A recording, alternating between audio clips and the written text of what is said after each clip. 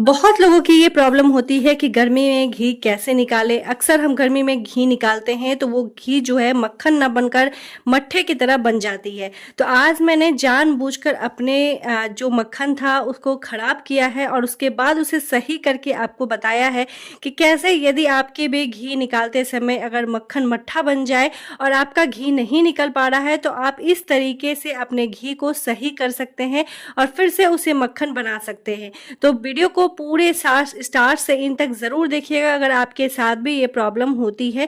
और बहुत आसान तरीका है इस घी को तैयार करना। तो गर्मी में अगर आप लोगों को ये समस्या हो रही है तो चलिए देख लेते हैं कि कैसे इसे घी को निकालना है और कैसे ठीक करनी है। तो यहाँ पे देखिए सबसे पहले फ्रीज़र से मैंने घी मलाई निकाल ली है। इसे अगर फ्रीज़र में मैं हमेशा इसे जमा कर रखती हूँ क्योंकि फ्रीज़र में जल्दी वो ख़राब नहीं होती है। और इसमें मैं क्या करती हूँ हल्का सा ना दही डाल देती हूँ ताकि वो मट्ठा बन सके। और यहाँ पे देखिए इस तरीके से मैंने क्या किया है, जो बर्तन में मुझे निकालनी है घी वही बर्तन मैंने लिया है। यहाँ पे हम ज़्यादा बर्तन को गंदा भी नहीं करेंगे।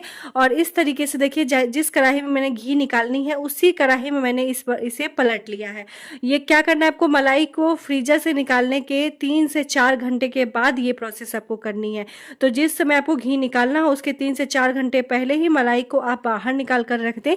उसके बाद इस तरीके से चम्मच से पूरे मलाई को अच्छे से आप यहाँ पे तोड़ लें, ठीक है। तो ये प्रोसेस आप हाथ से भी कर सकते हैं। मैं आगे हाथ से ही करूंगी क्योंकि इस तरीके से चम्मच से करने पर ना बहुत ज़्यादा हैवी फील हो रहा था, मतलब बहुत ज़्यादा हाथ में दर्द होने लग रहा था क्योंकि इस टाइम पे जो हमारी मलाई है बहुत ज़्यादा टाइट रहती है और वो अच्छे से मिक्स नहीं हो पाती है। तो मैं क्या करूँगी, इस तरीके से पहले चम्मच से मैंने मिक्स किया, हल्का सा इसे फेंट लिया है। अब इसमें मैं 3 से 4 यहाँ पे बर्फ़ का टुकड़ा डाल रही हूँ जिससे बहुत आसानी से आपके जो मक्खन है वो बाहर निकल आते हैं। तो यहाँ पे मैं आपको दोनों चीज़ें दिखा रही हूँ कि किस तरीके से आप अगर घी निकालना है, आसान तरीका भी है जिस तरीके से आप निकाल सकते हैं। तो इस तरीके से मैंने 3 से 4 टुकड़ा ही इसमें बर्फ डाला है और देखिए इस तरीके से फेंटते ही हाथ से मक्खन जो है वो अलग हो गया है। तो इसी तरीके से अगर आपका घी नॉर्मल निकल जाता है तो इस तरीके से आप कीजिएगा। लेकिन कभी कभी ऐसा होता है कि खराब हो जाता है तो उसके लिए भी मैंने आगे बताया है आपको। तो ये देखिए मक्खन हमारा बहुत आसानी से निकल आया है 3 से 4 टुकड़ा बर्फ डालते ही। बहुत आसानी से ये समेटा जा रहा है, आप देख सकते हैं कितनी आसानी से सारा जो मक्खन है वो निकल आया है। तो यहाँ पे देखिए मक्खन हमारा बिल्कुल रेडी हो गया है। इसमें बस मैं आगे हल्का सा पानी डालूंगी ना तो ये पूरा मक्खन जो है एक जगह समेट आ जाएगा। लेकिन मैं चूंकि अब इसे आपको दिखाना भी है कि कैसे आपका मक्खन खराब हो जाए, यानी इस तरीके का प्रोसेस ना हो, तो आप क्या करेंगे। तो मैं क्या कर रही हूँ, इसे हल्का सा खराब करने के लिए इसमें नॉर्मल पानी डाल रही हूँ। जो नॉर्मल पानी होता है ना वो यहाँ पे डाल रही हूँ। यही हमने गलती करनी होती है।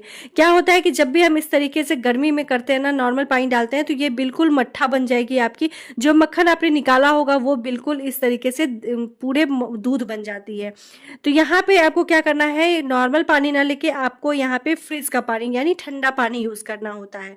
अगर आप ठंडा पानी यूज नहीं करेंगे तो ये देखिए इसी तरीके से आपकी पूरी जो मक्खन है वो इस तरीके से मट्ठे बन जाती है। तो मैंने जानबूझकर इस तरीके से देखिए खराब किया है इसे।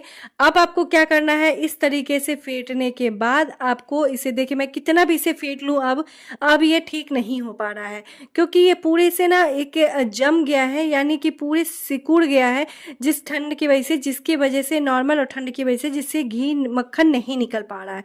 तो इस स्टेज पे आपको क्या करना है, इसे आपको आधे घंटे के लिए बिल्कुल इसी तरीके से नॉर्मल टेम्परेचर पे छोड़ देना है।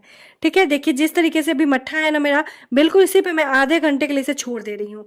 आधे घंटे बाद मैं फिर से इसे फेंट रही हूँ और ये देखिए जैसे जैसे मैं फेंटना स्टार्ट कर रही हूँ वैसे वैसे दाने निकलने स्टार्ट हो गए हैं। तो अगर आपका भी मट्ठा इस तरीके, पहले तो स्टार्टिंग में ना आप पानी ज़्यादा बिल्कुल मत मिलाया कीजिए। जब तक वो अच्छे से मलाई फेंटने के बाद जब तक वो अच्छे से मक्खन तैयार नहीं हो जाता है तब तक उसमें आपको पानी नहीं मिक्स करना है। 3-4 टुकड़े आप बर्फ़ के मिक्स कीजिए और उसी से आपको पूरे अच्छे से फेंटना है। बहुत आसानी से मक्खन निकल आते हैं। तो पानी तब फेंटिए जब इस तरीके से आपका मक्खन जमा होने लगे। तो ये देखिए आधे घंटे मैंने छोड़ा है इसे नॉर्मल टेम्परेचर पे और उसके बाद से फेंटने के बाद देखिए देखिए बहुत आसानी से ये मक्खन निकलना स्टार्ट हो गया है। तो इसी तरीके से अगर आपका भी ख़राब हो जाता है, कभी कभी बहुत ज़्यादा आपका मट्ठा बन जाता है, तो इस तरीके से आप भी प्रोसेस कर सकते हैं। अब सारे मैं मक्खन को क्या करूँगी, साइड में स्टोर करूँगी। और इसमें देखिए ज़्यादा बर्तन हमारा गंदा भी नहीं हुआ है, क्योंकि जिसमें हमें मक्खन निकालना है उसी में हमने किया है।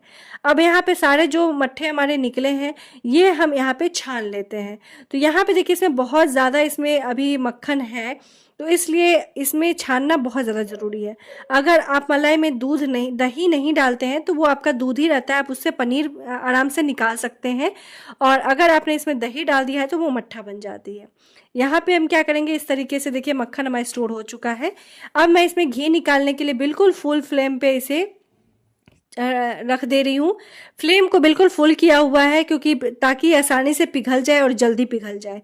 तो बस इस तरीके से देखिए धीरे धीरे हमारा जो मक्खन है वो पिघलना स्टार्ट हो गया है।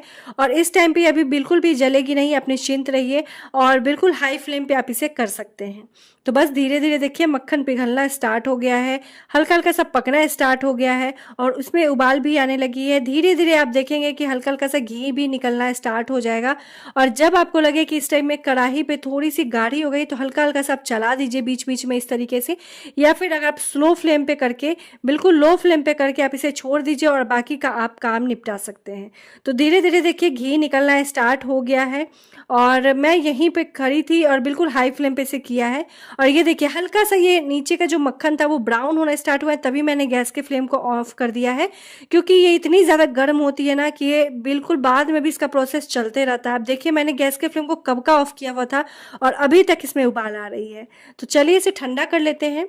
तो ठंडा करने के बाद आप देखिए घी बिल्कुल इस तरीके से हो गया और जो हमारा नीचे का हिस्सा बच गया है वो कितना ज़्यादा ब्राउन हो गया है, जबकि जब मैंने गैस को फ्लेम को जब ऑफ किया था तो वो हल्की हल्की सी वाइट सी थी।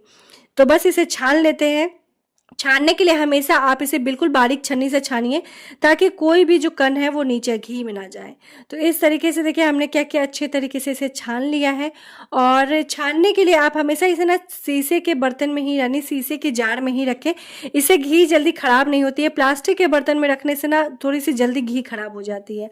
तो आप कोशिश करें कि ऐसे ना घी को आप शीशे वाले बर्तन में ही डालें। और ये देखिए छन्नी में से भी कितनी ज़्यादा इसमें से घी निकल रही है। तो थोड़ी देर के लिए छन्नी को इसी तरीके से रहने दें, ताकि घी पूरा बाहर निकल आए। तो यहाँ पे देखिए हमारा घी बनकर बहुत आसान तरीके से रेडी हो गया है। अगर आपका भी घी जल्दी से मतलब बनता नहीं है, मट्ठा बन जाता है, तो ये प्रोसेस को आप ज़रूर फॉलो कीजिएगा। और वीडियो अगर पसंद आए तो वीडियो को लाइक कीजिएगा।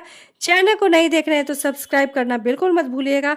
और हाँ, फैमिली फ्रेंड्स से शेयर भी कीजिएगा, ताकि ये जो यूज़फुल आइडिया है वो उन लोगों के लिए भी हेल्पफुल हो सके। तो बहुत आसान है घी तैयार करना गर्मी में, क्योंकि बहुत लोगों की समस्या होती है कि गर्मी में घी निकालना मुश्किल हो जाता है।